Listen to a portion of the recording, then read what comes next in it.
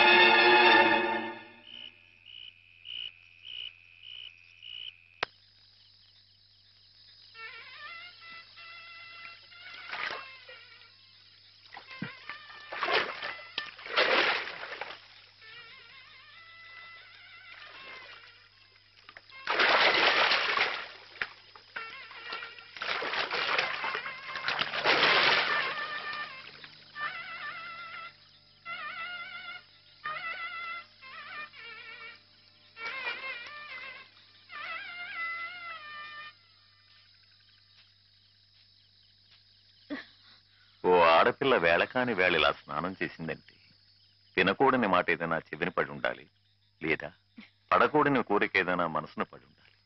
అవునా అమ్మా? రాత్రి శివుడి వేషంలో ఉన్న మాధవ్ పక్కన నేను పార్వతిలా నిలబడాల్సి వచ్చింది బాబా. పార్వతిలా నటిస్తేనే స్నానం చేశావు, రేపు ఆ శివుడి పక్కన పార్వతిలా జీవించాల్సి వస్తే?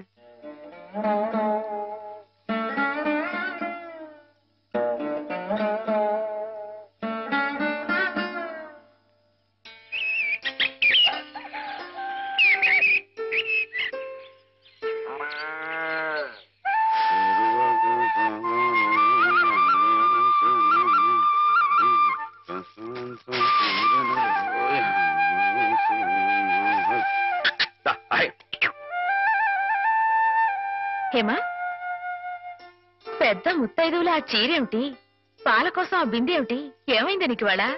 ఏం కాలా, నేను వెళ్ళి నీళ్లు తీసుకొస్తాను, నువ్వు వెళ్ళి పాలు తీసుకురా. రోజు నువ్వు వెళ్ళి పాలు తీసుకొచ్చేదానివి, ఇవాళ కొత్తగా ఏం మార్పు వచ్చింది? నిన్నటి ఆదివారం వెళ్ళిపోయి వాళ్ళ సోమవారం వచ్చింది, అదే మార్పు. పెద్ద మాటలు. నేనెప్పుడో నీళ్లు తీసుకొచ్చేసాను, నువ్వు వెళ్ళి పాలు తీసుకురా. టైంకి సరిగ్గా కాఫీ అందకపోతే ఒక్క నిమిషంలో సోమవారాన్ని మంగళవారం చేసేస్తాడు నాన్న. నువ్వు వెళ్ళు.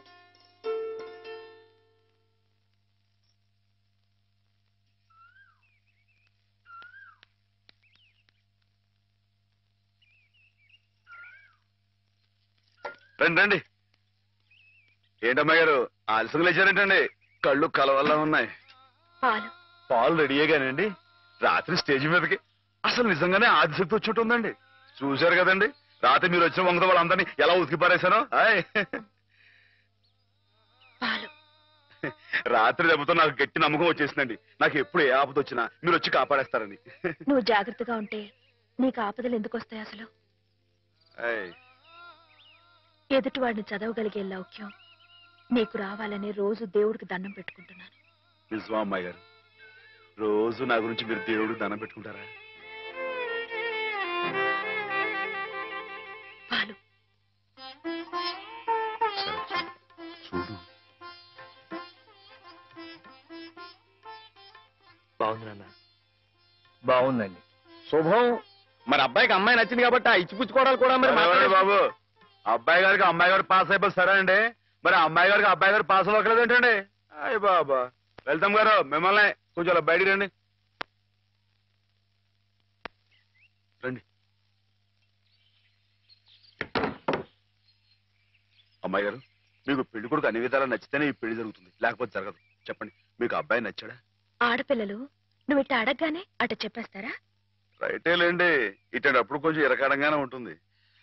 ఓ పని చేయండి, అబ్బాయి మీకు నచ్చితే నవ్వుతూ తలదించుకోండి, నచ్చలేదు అనుకోండి కోపంగా నాకేసి తిరిగి చూడండి.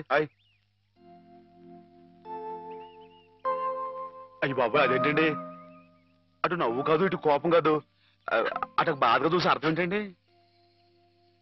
నాన్నని చెల్లెల్ని మిమ్మల్ని అందరినీ వదిలి వెళ్ళాలంటే బాధగా ఉంది. రైటేనండి. ఆడపిల్ల అంటే అంతే కదండి. పాప రేపు హేమ గారు కూడా అంతేలే. వదిలేస్తే లింకులు పెట్టేస్తాడు. నీకాయన నచ్చారా లేదా అది చెప్పు.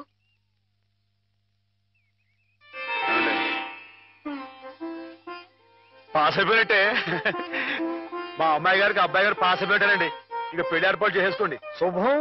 అయితే కట్న కానుకల విషయాలు కూడా మరి ఏమండో మేమే బంగారం లాంటి ఆడపిల్లలు ఇస్తుంటే ఇంకా ఎదురడుగుతారండి బాబు. నువ్వు ఊరుకో.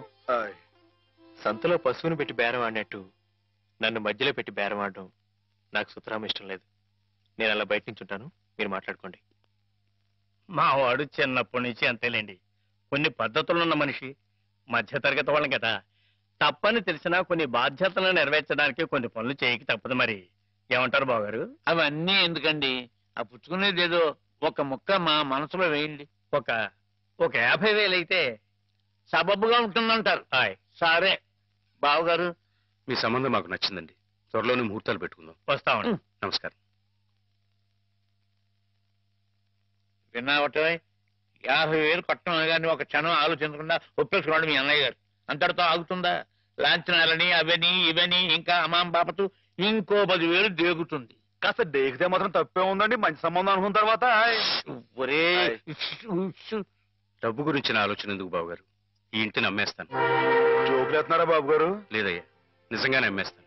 తాతల నాటి ఆస్తి ఈ ఇంటిని అమ్మేస్తారా? అవును బాబుగారు.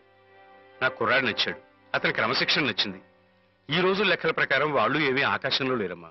చాలా సబబుగానే అడిగారు. అయినా రేపు మీరు మాత్రం అడగరా? మీరు అడగకపోయినా నా బాధ్యతగా నేను ఇవ్వద్దా చెప్పండి.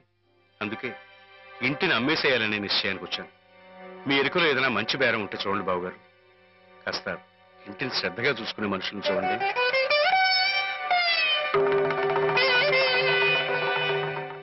బామ్మగారు. ఎవరు? మాధవ. హాయ్. రా బాబు కూర్చో. మా వెధవా ఇంట్లో లేడు. నేను మీతోనే పని నుండి వచ్చానండి. నా కోసమా? ఏమిటి బాబు? నేను మిమ్మల్ని ఒకటి అడుగుతానండి. మీరు కాదనకుండా నాకు మాట ఇవ్వాలి. ఏమిటది? ముందు మాట ఇవ్వండి, తర్వాత చెప్తాను. సరే మాట ఇస్తున్నాను. ఏమిటో చెప్పు. ఇదిగోండి, ఈ డబ్బు తీసుకోండి. డబ్బా? హాయ్. ఎందుకు?